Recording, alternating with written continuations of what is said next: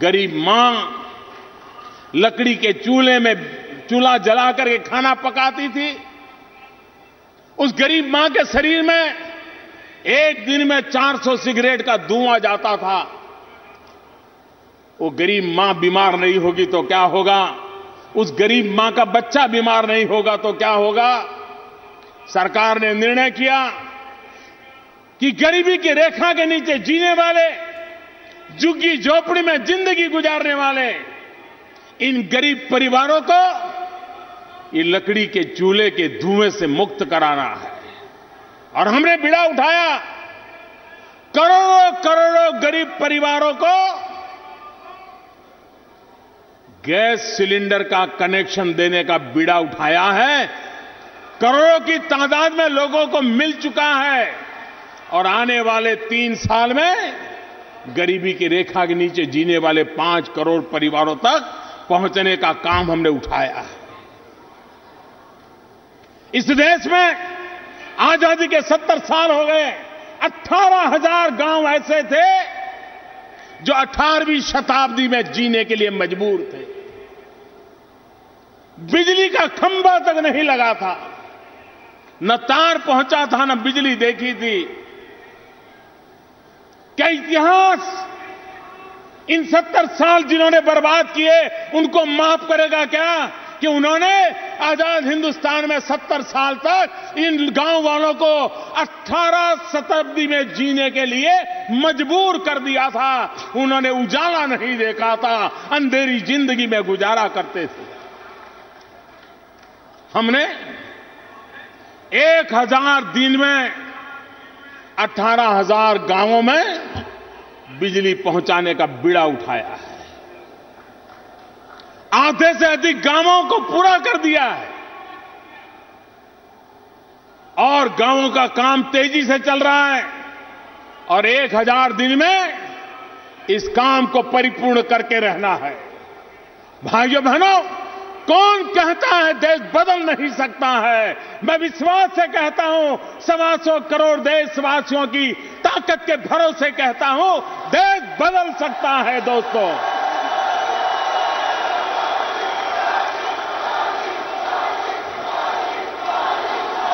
और लिख के रखिए, देश बदलेगा भी, देश बढ़ेगा भी, देश दुनिया के सामने सर ऊपर करके खड़ा हो जाएगा। ये मैं 3 साल के अनुभव के आधार पर कह सकता हूं।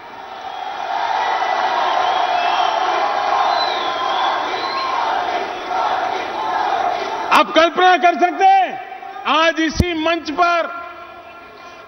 मंच पर जिन प्रकल्पों को लेकर के शुभारंभ हुआ है, उन प्रकल्पों का अगर रुपये पैसों में जोड़े तो कितना बड़ा हो रहा है। इसी एक मंच पर से ये जितने जितने बटन मुझसे दबा रहे थे ना,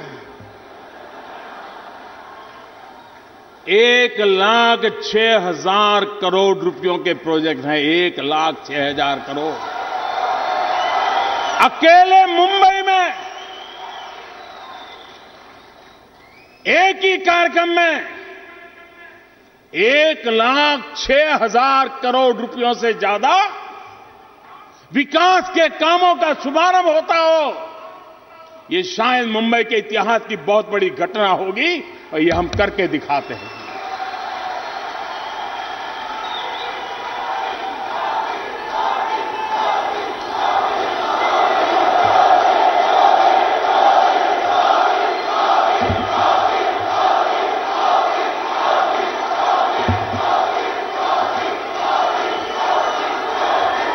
भाइयों बहनों,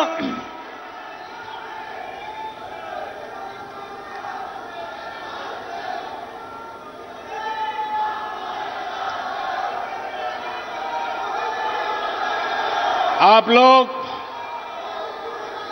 मैं जब आज मुंबई की धरती पर आया हूं तो मैं पूरे महाराष्ट्र की जनता का सर झुका करके अभिनंदन करना चाहता हूं, प्रणाम करना चाहता हूं।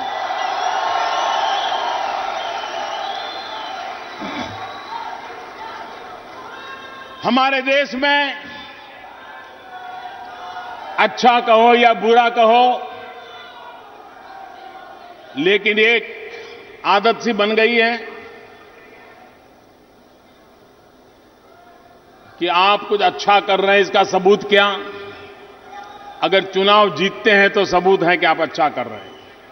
अगर आप हार गए तो माना जाता है कि निर्णय आपका गलत था।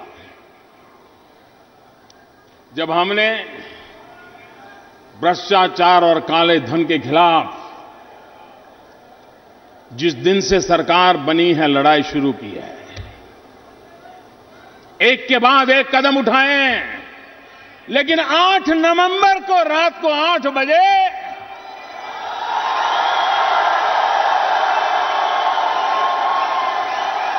हमने एक बहुत बड़ा हमला बोल दिया।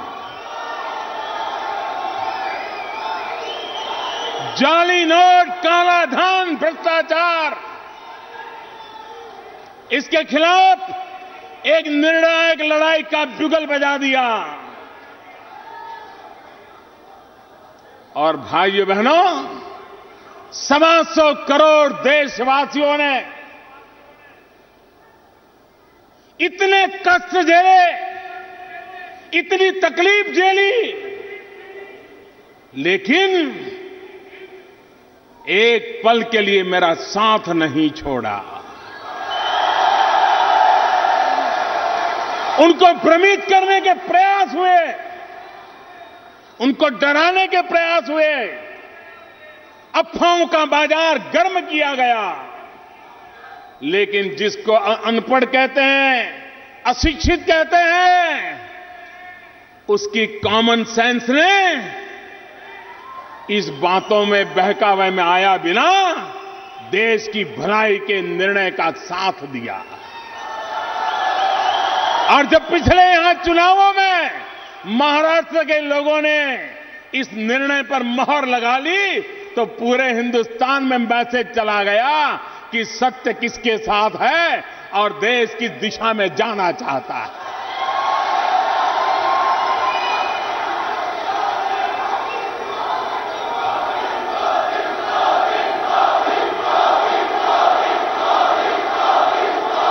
भाइयों बहनों, मैंने गोवा में कहा था, ये लड़ाई सामान्य नहीं है। 70 साल तक जिन्होंने मलाई खाई है, ऐसे तगड़े तगड़े लोग इसको सफल न हो इसके लिए सब कुछ करेंगे, हर तरकीब अपनाएंगे, पूरी ताकत लगा देंगे, और किसी ने भी ताकत लगाने में कसर नहीं छोड़ी है। जिससे जो हुआ वो सब करने की कोशिश की है, लेकिन 125 करोड़ देशवासियों के संकल्प के सामने ये 70 साल से मलाई खाने वाले लोग कभी टिक नहीं सकते, जीत नहीं सकते दोस्तों। और देश कभी हार नहीं सकता है दोस्तों। 125 करोड़ का देश कभी पराजित नहीं हो सकता है। ऐसे मुट्ठी भर लोगों से देश कभी झुक नहीं सकता है।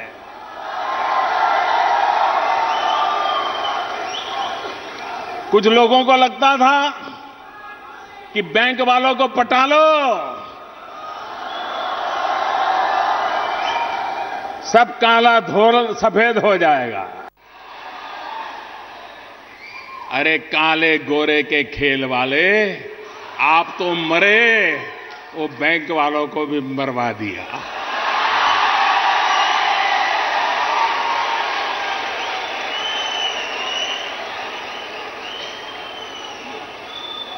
कैसे कैसे लोग जाल में फंस रहे हैं। एक के बाद एक परत खुलती चली जा रही है। उनको लगता था बैंक में चले गए तो हो गया काम। अरे बैंक में आने के बाद ही तो काम शुरू हुआ है।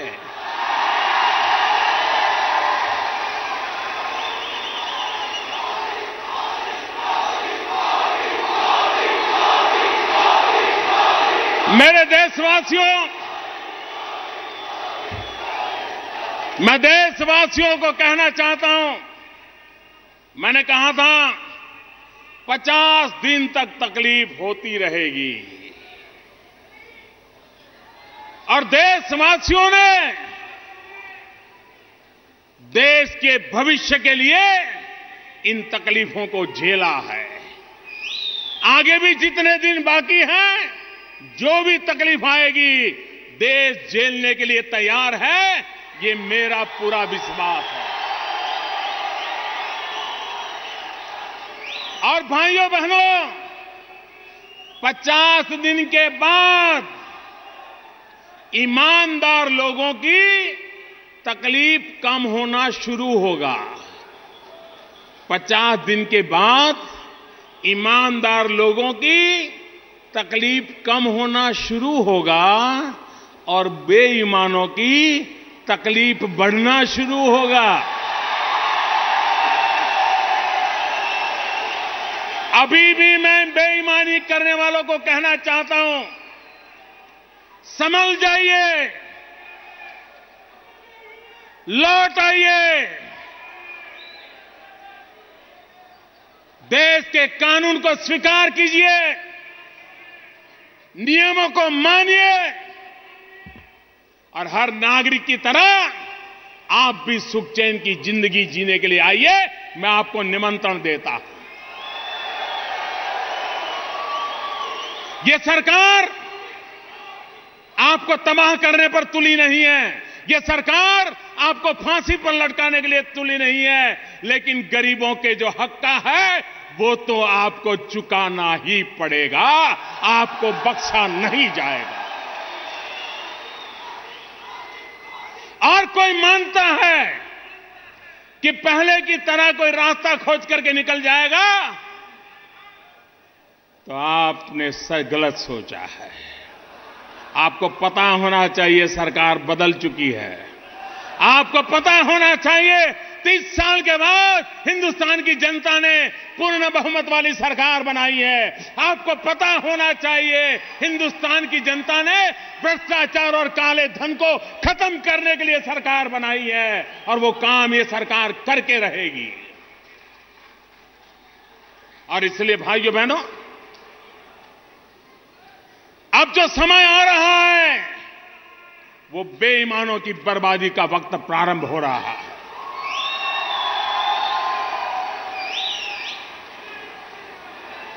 देश की भलाई के लिए ये स्वच्छता का अभियान है। देश की भलाई के लिए साफ सुथरा सार्वजनिक जीवन हो, साफ सुथरा प्रशासन हो, विश्वास का वातावरण हो, देश के हर निर्णय की नियमों की कीमत होनी चाहिए, उसका सम्मान होना चाहिए। भाइयों बहनों, इस प्रकार का पाप करने की आदत मुट्ठी भर लोगों को है, लेकिन उसके कारण देश के कोटि कोटि लोगों को सहन करना पड़ता है।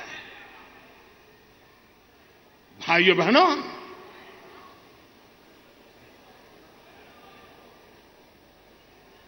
अगर उनको मोदी का डर न लगता हो, बेईमानों को, तो न लगे। सरकार का डर नहीं लगता है, न लगे, लेकिन बेईमान लोगों, इन 125 करोड़ देशवासियों के मिजाज को कभी कम मत किए, उससे तो आपको डरना ही पड़ेगा। 125 करोड़ देशवासियों का मिजाज बदला है। वे अन्याय सहने को तैयार नहीं है, बेईमानी सहने को तैयार नहीं है, भ्रष्टाचार स्वीकारने को तैयार नहीं है। काले धन के खिलाफ लड़ाई लड़ने के लिए वो सेनापति बनकर के निकले हुए हैं। और इसलिए भाइयों बहनों, लड़ाई जीतने के लिए आप लोगों ने मुझे जो साथ और सहयोग दिया है, मैं आज इस मुंबई की धरती से, महाराष्ट्र की धरती से, छत्रपति शिवाजी महाराज के शिव स्मारक के निर्माण के अवसर पर, उसका शुभारंभ हो रहा है, उस पल पर देशवासियों को विश्वास दिलाना चाहता हूं, ये लड़ाई तब तक नहीं रुकेगी जब तक कि हम लड़ाई जीतेंगे नहीं।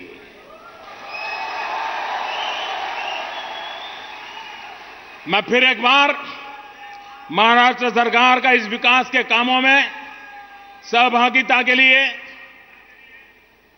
फडणवीस जी के नेतृत्व में एक दीर्घदृष्टा महाराष्ट्र को सरकार मिली है, विकास को समर्पित सरकार मिली है। चाहे किसानों के लिए पानी के प्रबंध की चर्चा हो, चाहे शहरों में इंफ्रास्ट्रक्चर की बात हो, चाहे नौजवानों के लिए स्किल डेवलपमेंट की बात हो, शिक्षा का क्षेत्र हो, हर प्रकार से महाराष्ट्र नई ऊंचाइयों को पार करने के लिए ताकत के साथ आगे बढ़ रहा है। मैं फडणवीस जी को, उनकी पूरी टीम को हृदय से बहुत बहुत अभिनंदन करता हूं।